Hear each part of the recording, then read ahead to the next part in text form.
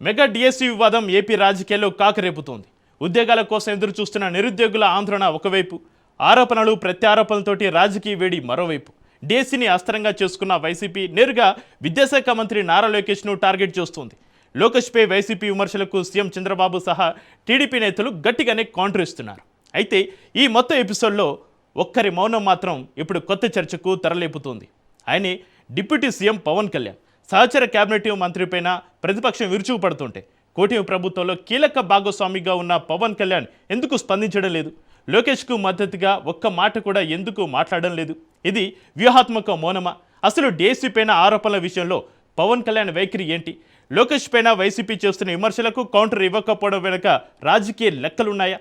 Let's watch. Andhra Pradesh రాజకీయాల్లో DSC వ్యవహారం రోజురోజుకు కొత్త మలుపులు తీసుకుంటోంది. ఉద్యోగాల భర్తీకి సంబంధించిన అంశం ఇప్పుడు అధికార ప్రతిపక్ష పార్టీల మధ్య రాజకీయ విమర్శలకు కేంద్రంగా మారింది. ముఖ్యమంత్రి నారా లోకేష్ ను టార్గెట్ చేస్తూ వైసీపీ నేతలు చేస్తున్న ఆరోపణలు టీడీపీ వైసీపీ మధ్య మాటల యుద్ధాన్ని మరింత పెంచుతున్నాయి. అయితే ఈ మొత్తం వ్యవహారంలో మరో అంశం ఇప్పుడు రాజకీయ వర్గాల్లో ఆసక్తిని రేపుతోంది.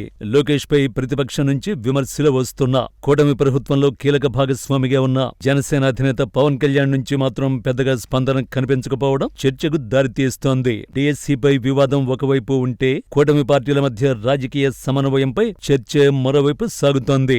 అసలు ఈ పరిణామాలను ఎలా చూడాలి? పవన్ మౌనం వెనుక వ్యూహం ఉందా అనేది ఆసక్తికరంగా మారింది. మెగా డిఎస్సి అంశం చుట్టూ వైసీపీ టీడీపీ మధ్య మాటల యుద్ధం కొనసాగుతోంది. మంత్రి నారా లోకేష్ ను టార్గెట్ చేస్తూ వైసీపీ నేతలు వరుస విమర్శలు చేస్తున్నారు. డిఎస్సి విషయంలో ప్రభుత్వ నిర్ణయాలు, లోకేష్ పాత్రపై ప్రశ్నలు సంధిస్తున్నారు. డిఎస్సి అక్రమాలకు బాధ్యత వహిస్తూ నారా లోకేష్ రాజీనామా చేయడంతో పాటు సిబిఐ విచారణకు ఆదేశించాలంటూ ఫ్యాన్ పార్టీ గల్లీ నుంచి ఢిల్లీ వరకు ఫైట్ చేస్తోంది. దీనికి టీడీపీ నేతలు కూడా ధీటుగానే స్పందిస్తున్నారు. సీఎం చంద్రబాబు మొదలు టీడీపీ మంత్రులు, ముఖ్య నేతల వరకు లోకేష్ కు అండగా నిలుస్తున్నారు. వైసీపీ ఆరోపణల్ని తిప్పికొడుతున్నారు. కానీ కూటమి ప్రభుత్వంలో కీలక భాగస్వామిగా ఉన్న జనసేన అధినేత డిప్యూటీ సీఎం పవన్ కళ్యాణ్ మాత్రం ఈ వ్యవహారంపై ఇప్పటి వరకు పెద్దగా స్పందించలేదు. ఇక్కడే రాజకీయ చర్చ మొదలైంది. ఒక కేబినెట్ మంత్రిపై ప్రతిపక్షం నుంచి విమర్శలు వస్తే కేబినెట్లోని మిగిలిన మంత్రులు ఆ మంత్రికి రాజకీయంగా అండగా నిలవడం సాధారణంగా కనిపించే రాజకీయ పరిణామం.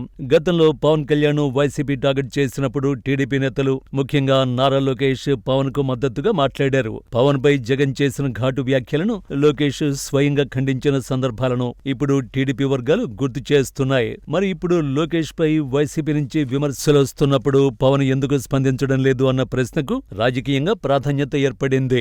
అప్పట్లో కూటమి భాగస్వామి నేతపై విమర్శలొస్తే లోకేష్ స్పందించారు. కానీ ఇప్పుడు కూటమి ప్రభుత్వంలో మరో కీలక నేత అయిన లోకేష్ పై విమర్శలొస్తుంటే పవన్ మౌనంగా ఉండడాన్ని తెలుగు తమ్ముళ్లు ప్రశ్నిస్తున్నారు. దీంతో లోకేష్ పవన్ మధ్య రాజకీయంగా ఏదైనా గ్యాప్ ఏర్పడిందా అన్న చర్చ తెరపైకొచ్చింది. పవన్ మౌనాన్ని నేరుగా టీడీపీ జనసేన మధ్య గ్యాప్ గా చూడడం సరికాదని ఆయా పార్టీల నేతలు అభిప్రాయపడుతున్నారు. రాజకీయంగా చూస్తే కూటమిలో భాగస్వాములుగా ఉన్నప్పటికీ రెండు పార్టీలకు తమకంటూ ప్రత్యేక రాజకీయ అజెండా ఉంది. జనసేనను ప్రత్యేక రాజకీయ శక్తిగా నిలబెట్టుకోవడంతో పాటు ప్రభుత్వంలో తన బాధ్యతలను నిర్వహించడంపై పవన్ ఫోకస్ చేస్తున్నారన్న విశ్లేషణ రాజకీయ వర్గాల్లో ఉంది. అందుకే ప్రతి అంశంపైన టీడీపీ తరఫున పవన్ స్పందించాల్సిన అవసరం లేదని జనసేన వర్గాలు అభిప్రాయపడుతున్నాయి.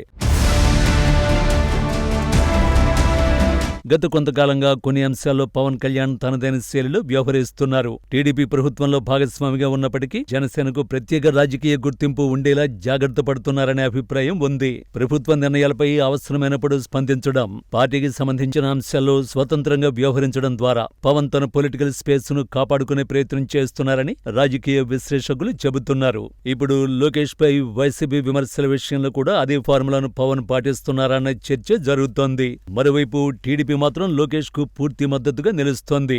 ముఖ్యమంత్రి చంద్రబాబు నుంచి టీడీపీ మంత్రులు, నేతల వరకు వైసీపీ విమర్శలకు సమాధానమిస్తున్నారు. అంటే పార్టీ పరంగా లోకేష్ కు ఎలాంటి కొరత లేకపోయినా కూటమి భాగస్వామి అయిన జనసేన నుంచి అదే స్థాయిలో రాజకీయ మద్దతు ఎందుకు కనిపించడం లేదన్నది చర్చగా మారింది. అయితే దీనిని కూటమిలో విభేదాలకు సంకేతంగా భావించాలా, లేక పవన్ వ్యూహాత్మకంగా స్పందించకుండా ఉంటున్నారని భావించాలా అన్నది ఇప్పటికైతే స్పష్టత లేని అంశమే అంటున్నాయి పొలిటికల్ సోకేల్స్. రాజకీయాల్లో ఒక నాయకుడు మాట్లాడడం ఎంత ముఖ్యమో కొన్ని సందర్భాల్లో మాట్లాడకపోవడం కూడా అంతే రాజకీయ సందేశాన్ని ఇస్తుంది. లోకేష్ పై వైసీపీ దాడి చేస్తుంటే టీడీపీ మొత్తం రక్షణాత్మకంగా రంగంలోకి దిగింది. కానీ పవన్ మాత్రం స్పందించకపోవడంతో సహజంగానే రాజకీయ చర్చ మొదలైంది.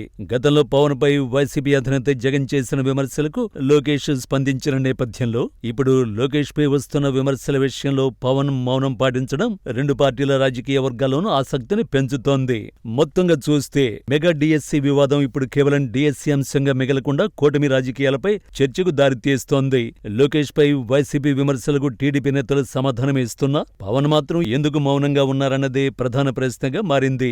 ఇది పవన్ వ్యూహాత్మక మౌనమా, జనసేనకు ప్రత్యేక రాజకీయ స్పేస్ కోసం చేస్తున్న ప్రయత్నమా, లేక లోకేష్ తో నిజంగానే దూరం పెరుగుతోందా అన్నది మాత్రం రాబోయే రోజుల్లో పవన్ స్పందన కూటమి నేతల మధ్య సమన్వయంతోనే స్పష్టమయ్యే అవకాశం ఉంది అంటున్నాయి రాజకీయ వర్గాలు. రాబోయే రోజుల్లో పవన్ కళ్యాణ్ స్పందన, కూటమి నేతల సమన్వయం, డిఎస్సిపై ప్రభుత్వం ఇచ్చే స్పష్టత రాజకీయంగా ఎక్కువ ఆసక్తిని రేపుతోంది.